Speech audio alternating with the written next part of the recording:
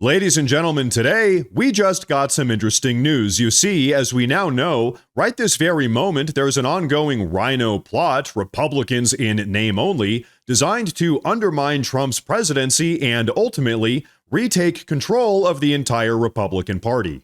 And by the way, folks, both Vice President J.D. Vance and Donald Trump Jr. have personally responded to this entire RINO plot, so I'd stick around for today's entire video. We have a lot to talk about. Now, as I think you all know, prior to President Trump coming down that golden escalator in June of 2025, the Republican Party was pretty much an entirely different party altogether. In fact, I think it's fair to say, in a lot of ways over the last 10 years, President Trump has actually torn the entire Republican Party down to its foundation, then rebuilt it in the image of America First. And between you and me, as far as I'm concerned, I think that's a good thing. But like I said, right this very moment, all of the RINO neocons that President Trump has spent the last 10 years kicking to the curb are now attempting to retake control of the entire party. You see, just earlier today, we got a report confirming that none other than the Bush family is currently plotting a comeback in order to hijack the Republican Party, trying to take it back from President Trump and all of his America First supporters. And on top of that, folks, as it would seem, the Bush family has actually already chosen their preferred candidate. Take a look at this. Right now, we're also seeing early reports that not only is Ted Cruz going to be mounting a presidential campaign against J.D. Vance in the upcoming 2028 presidential election, but that also the Bush family is going to be supporting him every single step of the way. But now, folks, like I said, both Vice President J.D. Vance and Donald Trump Jr. know exactly what the RINOs are trying to do here, with Don Jr. just earlier today actually saying, "We will never let this happen." And so, ladies and gentlemen, there you have it. If Donald Trump Jr. himself is publicly talking about all of this, you can be absolutely certain that President Trump is aware of what the RINOs are trying to do and that he's never going to let it happen. But now, like I said, Vice President Vance also spoke about all of this just the other day, and by the way, he pretty much went scorched earth on the RINOs. Take a look. The American people don't want stupid wars and America's jobs going overseas and wide open borders. That is, whether intentional or not, that was the legacy of the Republican Party that came before Donald J. Trump. I'm glad the president got us away from that Republican Party. It lost, but it was also a disaster for the United States of America. Let's actually have a foreign policy where we focus on the interests of American citizens. Let's have an economic policy that's about building in the United States of America rather than shipping all of our jobs overseas and getting Wall Street enriched in the process. Let's have an economic policy that's about more self-sufficiency. I mean, I have 3 kids. I have an 8-year-old, a 5-year-old, and a 3-year-old. I don't want to wake up in a country where I take my kid to the doctor and they can't get antibiotics because the antibiotics that were invented in the United States of America are manufactured in some foreign country. That is the legacy of the Republican Party that came before Donald J. Trump. We're not going back to it. And so, folks, like I said, scorched earth. But you know what? He's absolutely right. There is a reason why many of us helped push for the great Trump reformation of the Republican Party in 2015. It's because, let's just be honest here, the GOP prior to President Trump's emergence had pretty much become completely ineffective. They had terrible domestic policy, they had terrible foreign policy, and they allowed Barack Hussein Obama and the Democrats to destroy this country for 8 consecutive years.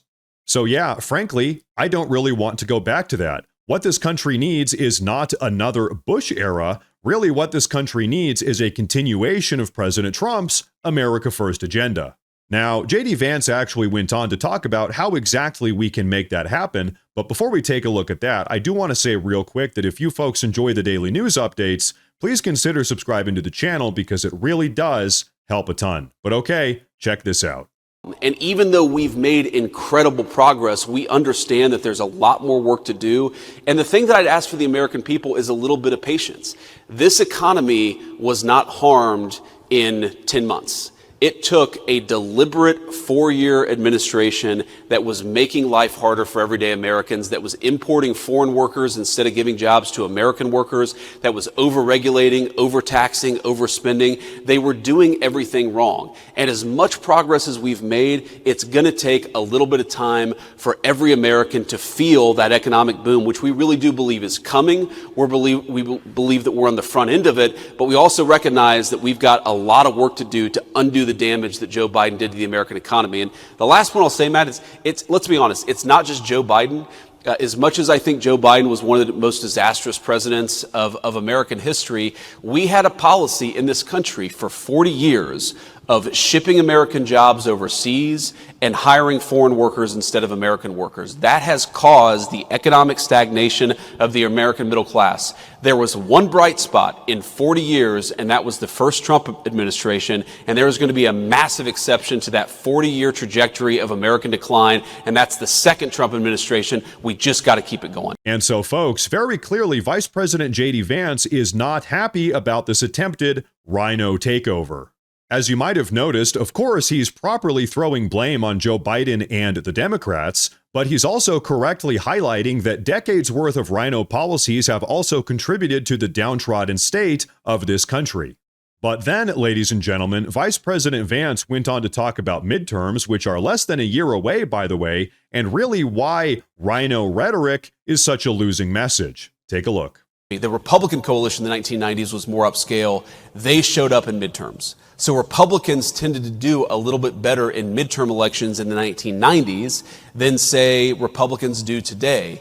And that's because while these working class voters are great, there are also people who don't necessarily show up to vote in the midterms all the time. We've got to motivate them. We've got to get them out to vote. I think it's one of the lessons that we learned in Virginia and New Jersey is that when Donald Trump is not on the ballot, you've got to give people something to actually believe in, something to be inspired by to get out there and vote. They're not going to vote just because you have an R next to your name. You've got to speak to this new working class coalition.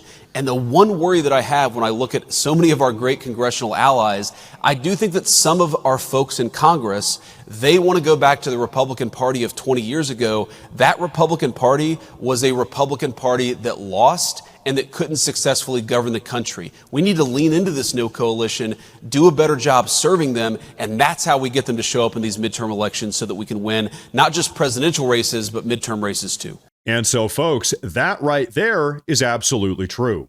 As right-wing Americans, if we want to continue to be successful as we head into midterms and the upcoming 2028 presidential election, like J.D. Vance just said, the era of RINO neocons has got to come to an end. However, with all of that being said, very clearly the Bush family, the RINOs, and their chosen champion, Ted Cruz, feel a little bit differently about that.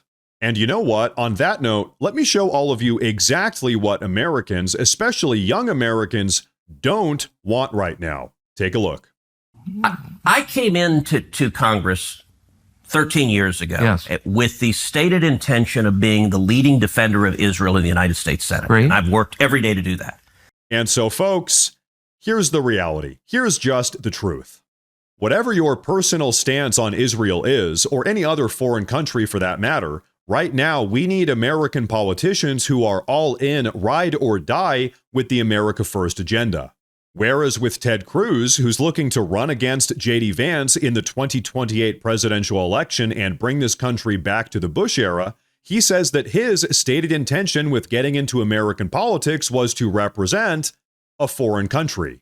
Not to represent Americans or to put America first, but instead to represent a foreign country, really to put that foreign country first. Folks, that is how we lose.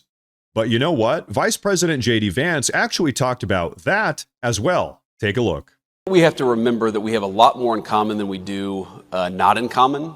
And that the disagreements that animate the Republican Party, while they matter and they're important, I think these debates should happen. They should happen in podcasts and they should happen in the media. They should happen on the op-ed pages. It's totally reasonable for the people who make up this coalition to argue about what our foreign policy should be, what our specific tax policy should be, what our housing policy should be. I mean, I had a meeting just yesterday that was focused in the West Wing about how do we get housing more affordable for young Americans because of all the things that got completely out of control control under the Biden administration, you had homes that doubled or tripled in price depending on the geography in 4 years under the Biden administration. We've got to solve that problem for our young people so they can afford to buy homes, start families, and actually build their own American dream. So I think my attitude is let these debates play out. But don't let the debates that we're having internally blind us to the fact that we are up against a radical leftist movement that murdered my friend a couple of months ago and that would throw many people in the Trump administration in prison, not for doing anything illegal, but for not following the far left's agenda. That is the real opponent here. A political movement in this country that has no animating principle, that has no agenda for the American people. Their sole obsession is to take down Donald Trump and anybody who helped Donald Trump govern. Focus on the enemy, have our debates, but focus on the enemy so that we can win victories that matter for the American people. That's my message. And so, folks, really, what a great takeaway there. Honestly, I couldn't have said it better myself. Very clearly right now, we have some Republican infighting, if we can even call some of these RINOs Republicans. But as J.D. Vance just said, what's of the utmost importance is that we remember the very real and immediate threat that this country is experiencing from the far left. So with all of that being said, I'll just go ahead and make myself clear in case it wasn't obvious already. All that matters to me is that we continue putting America first, which is exactly what we've been doing.